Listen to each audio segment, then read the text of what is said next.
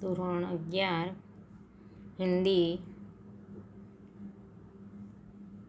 गद्य 4 चंद्रशेखर आज़ाद। सदगुरु शरण अवस्थी का जन्म सन 1901 में हुआ था। सदगुरु शरण अवस्थी मूलतः नाट्यकार, निबंधकार एवं समीक्षक थे। कानपुर में BNSD कॉलेज के आचार्य थी। श्री अवस्थी का लेखन उनके जीवन काल से जुड़ा हुआ है, जो मूलतः प्रेरणादायक है। महान क्रांतिकारी चंद्रशेखर आज़ाद लेखक सदगुरु शरण अवस्थी के छोटे भाई के मित्र थे। उनकी चंद्रशेखर से अनेक बार भेंट हो चुकी थी और उन्होंने नज़दीक से उन्हें जाना पहचाना था। आकर्षक व्यक्तित्व के धनी चंद्रशेखर आज़ाद एक निडर, अपने आप पर भरोसा करने वाले, मृदुभाषी तथा संस्कारी वीर पुरुष थे। इन संस्मरण में लेखक ने चंद्रशेखर आज़ाद के जीवन, व्यक्तित्व, स्वभाव तथा उनकी मान्यताओं आदि का वर्णन किया है।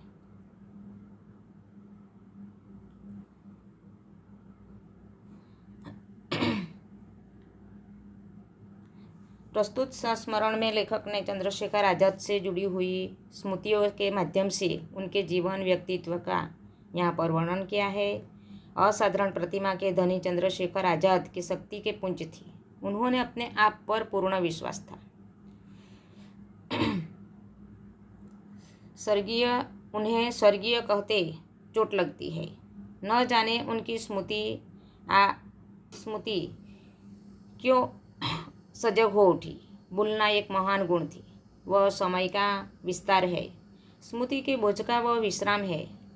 शरीर में लगी हुई खरोंचें, देह में लगे हुए घाव समय के सहारे सूखते और बढ़ते हैं। मन पर लगी हुई चोट, हृदय पर लगा हुआ आघात यानी कि चोट, विस्मृति यानी कि भूल जाना, याद न रहना के सहारे ही ठीक हो पाता है। स्मृति की तीव्रता, स्मृति यानी कि याद करना, स्मृति की तीव्रता शास्त्रों के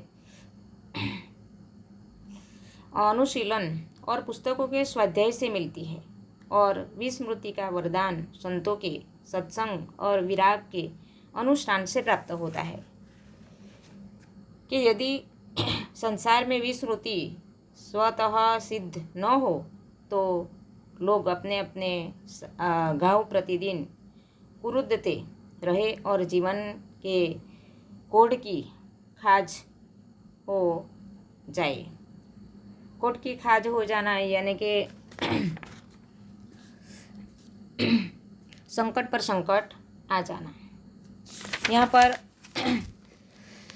लेखक ने प्रकृति के मनुष्य को याद रखने और भूलने जैसी दो विलक्षण शक्तियाँ प्रदान की है। कई सुखदायक और आनंददायक क्षण ऐसे होते हैं कि जिन्हें मनुष्य आजन्म याद रखता है, पर कुछ ऐसी सुखदायी घटनाएं होती है जिन्हें वह याद रखना नहीं चाहता, पर वे उसका पीछा नहीं छोड़ती है। लेकिन समय के साथ धीरे धीरे ये भी विस्मृति हो जाती है। मनुष्य का मन इन कष्टकारी घटनाओं को भूलने के बाद हल्का हो जाता है।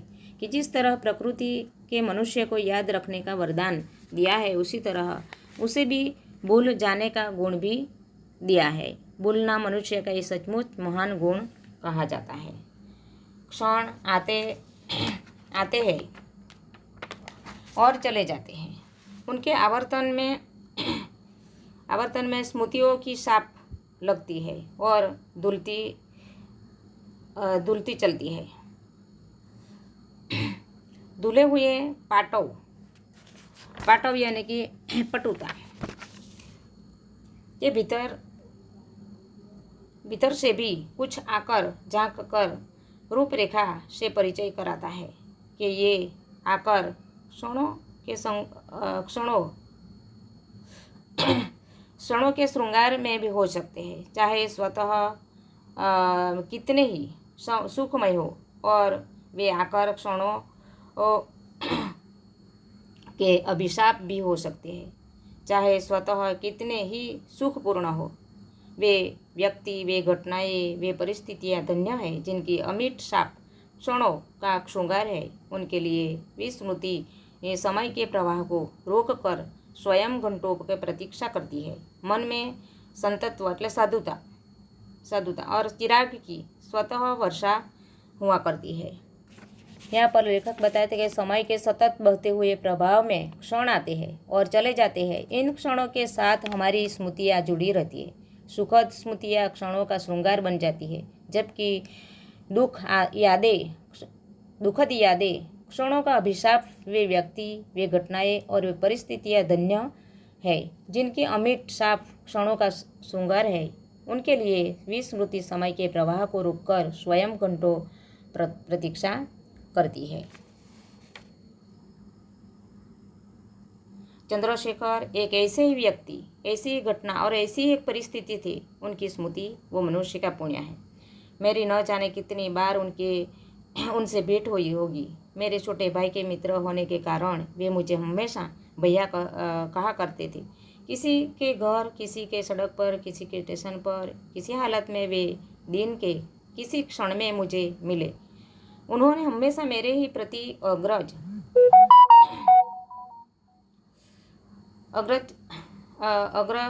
का सामना, अग्र यानी कि बड़ा भाई का सम्मान प्रदर्शित किया। क्रांतिकारी लोग वचन के बड़े कृपण और मंतव्य के बड़े गोप्य होते हैं, पर उन्होंने अपना समझकर मुझसे कभी कोई दुराव नहीं रखा। उन्हें भय बिल्कुल न था।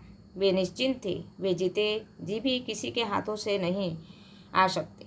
कटी यानी कमर से लटकते हुए 2 माउजर पिस्तौल, कंधे पर पड़ी हुई कारतूस की पेटी पर उनका पूरा भरोसा था कि जिस किसी घर में हम लोगों ने उन्हें छिपा कर रखने की व्यवस्था की, उसे वे हमेशा निश्चित रखते। इन्होंने स्पष्ट कह दिया था कि वे 4 घर दूर पहुंचकर तमंचे बजाएंगे कि जिससे उनके आश्रयदाता पर कोई आपत्ति न आ सके। यहाँ पर लेखक चंद्रशेखर आज़ाद क्रांतिकारी थे। लेखक कहते हैं कि क्रांतिकारी की तरह चंद्रशेखर की कमर में 2 माउजर पिस्तौल और कंधे पर कारतूस की पेटी रहती थी। उन्हें विश्वास था कि जीते जी उन्हें कोई पकड़ नहीं सकता और आश्रयदाता वे हमेशा निश्चित रहते हैं। उन्होंने स्पष्ट कह रखा था कि 4 घर दूर पहुंचकर ही वे तमंचा बजाएंगे ताकि उनके आश्रयदाता पर कोई आपत्ति न आ सके।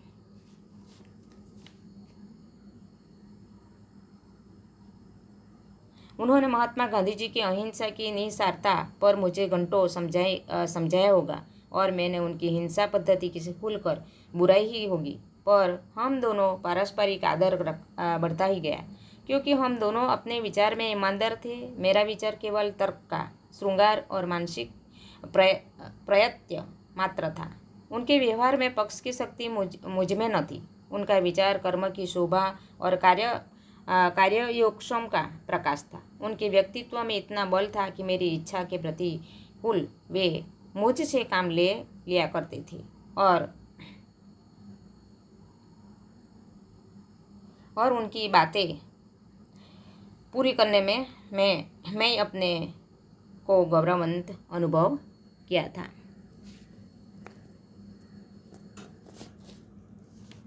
यहाँ पर लेखक और चंद्रशेखर आज़ाद के विचारों में कभी कभी मतभेद होता था, पर उनके व्यक्तित्व में इतना बल था कि वे लेखक से उनकी इच्छा के प्रतिकूल काम ले लिया करते थे। उनकी ये बात पूरी करने में लेखक अपने आप को गौरवान्वित अनुभव यहाँ पर करते हैं। क्रांतिकारियों के कई विस्फोट कार्य और मेरे परिचय से अंतरकाल में ही हुए, पर उन पर बातें करने और पूछने का मुझे संभव न था।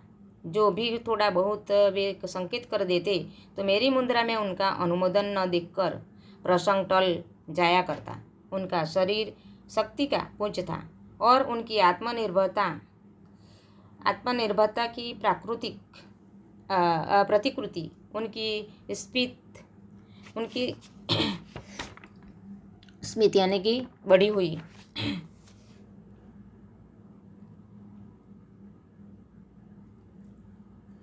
सिराओं में उष्ण रक्त का भरपूर प्रवाह, यह उनके कार्यों की शोभा, मुखरता और वाणी की शोभा मौन थी। न जाने कितने रूपों में मैंने उन्हें देखा होगा। कलगीदार पंजाबी पगड़ी और ढीले सलवार में वे जितने भी अच्छे लगते थे, खद्दर के कुर्ते और बंगाली धोती में भी वे वैसे ही हो खिलते हैं। साधारणतया वे खुले गले और का कोट और दोनों पैरों में कसोटे से ढकने वाली धोती पहनते थे। मैंने उन्हें सूट और हैट में भी देखा है और पूरे पंजाबी परिधान में भी हर प्रकार के वस्त्र के भीतर भी खिलते थे। कि चंद्रशेखर आज़ाद सामान्य रूप से खुले गले का कोट और दोनों पैरों से कसोटे से ढकने वाली धोती पहनते थे, परंतु हर पहनावा उन पर खूब खपता था। कलगीदार पंजाबी पगड़ी में वे जितने भी अच्छे लगते थे, उतने ही अच्छे खद्दर के कुर्ते और बंगाली धोती में लगते थे। वे सूट और हैट भी खूब जचते थे और पूरे पंजाबी परिधान में वे आकर्षक लगते थे। इसी प्रकार वे प्रत्येक प्रकार के वस्त्रों में खिलते थे। कठोर और हिंसापूर्ण संदर्भ के भीतर उनका मक्खन सदृश कोमल मन मैंने अच्छी तरह देखा। उनकी वीरता में जो उग्रता थी, उनका लक्ष्य राजनीतिक अपराध था और भारत को स्वतंत्र करने की बलवती आकांक्षा थी। उनके साहस में जो ध्वंस विनाश की सूचना थी, उनका आलंबन विदेशियों के पशु बल की अक्कड़ थी। अपने देश के जो निरीह प्राणी उनके क्रांति के मार्ग में आने के कारण नष्ट हो जाते थे, उनके लिए चंद्रशेखर के पास अपार सहानुभूति और सलगते हुए आंसू थे। पर उनकी सार्वजनिक कार्यपद्धति में दया का दूसरा नाम कायरता और क्षमा का दूसरा नाम आपत्ति था। मेरे जैसे उदात्त वृत्तियों की दुहाई देने वाले व्यक्तियों को उन्होंने परिणाम द्वारा कई बार प्रमाणित कर दिया था कि उनकी ही कार्य पद्धति समीचीन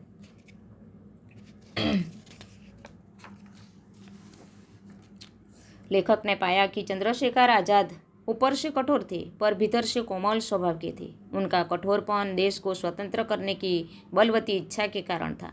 सार्वजनिक कार्यपद्धति में उनके लिए दया का दूसरा नाम कायरता और क्षमा का दूसरा नाम आपत्ति था। पर क्रांति के मार्ग में आकर नष्ट हो जाने वाले प्राणियों के प्रति उनके मन में अपार सहानुभूति थी। ईश्वर, धर्म और पाप पुण्य विषयक विवाद के लिए उनके पास समय न था। इस तर्क वितर्क को वो अवकाश का वाक विलास समझते थे। वाक विलास यानी कि बातचीत का आनंद। मैं कह नहीं सकता कि उनकी इन विषयों में संबंध में क्या मान्यताएं थी, पर यह निर्विवाद कहा जा सकता है कि जिसमें मान्यता से मन में हिचक, शैथिल्य, कार्यभीरुता, बुद्धिवाद, पलायन को अवसर मिले, उसके वे पूर्ण प्रतिकूल थे। यहाँ पर चंद्रशेखर आज़ाद जीवन की पवित्रता, सामाजिक निर्मलता, व्यक्तिक उज्ज्वलता और नैतिक उच्चता के बड़े पोषक थे। उनमें भय बिल्कुल न था। अपने को आश्रय देने वालों को वे निश्चित रखते थे। कठोर और हिंसापूर्ण कार्यों के बावजूद उनका मन मक्खन के समान कोमल था। वे जो भी करते हैं वे बेहिचक करते थे। कार्यभीरुता, कोरा बुद्धिवाद और पलायनवाद जैसे शब्द उनके शब्दकोश में थे। हाँ, पर पाप और पुण्य के अनेकार्थी और आज की व्यापक व्याप्ति को चाहे तो वे न मानते हो और कदाचित नहीं मानते थे, परंतु जीवन की पवित्रता, सामाजिक निर्मलता, व्यक्तिक उज्ज्वलता तथा नैतिक उच्चता के बड़े पोषक थे।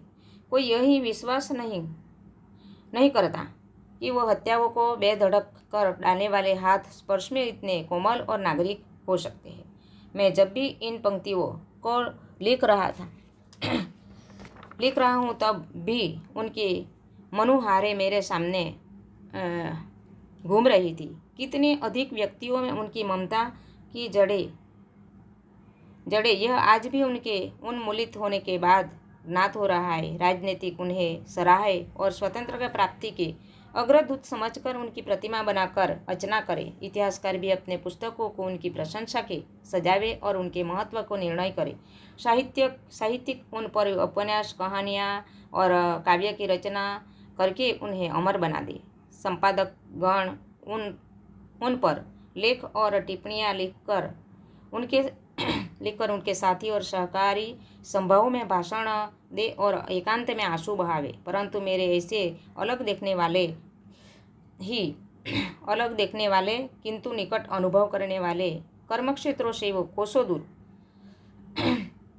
दूर प्राणी केवल धवल यानी सफ़ेद कागज पर वो कुछ काली सतरे खींचने के अतिरिक्त कर ही क्या सकते हैं। इन पंक्तियों को वो उकसाने वाला या उकसाना એટલે भटकना, उकसाने वाला भी वही है। उसकी विस्मृति तक पहुंचाने के लिए उन्हीं की स्मृति की आज भी ये पंक्तियाँ अर्पित है। स्वाध्याय पहलो एसाइनमेंट विकल्पों, बीजो एसाइनमेंट एक वाक्यना प्रश्नों, त्रीजो 2-3 वाक्यों में ये असाइनमेंट, 5-7 वाक्यों स्वाध्याय, आशय स्पष्ट कीजिए। स्वाध्याय, विलोम शब्द 6ठो ने 7मो ये असाइनमेंट।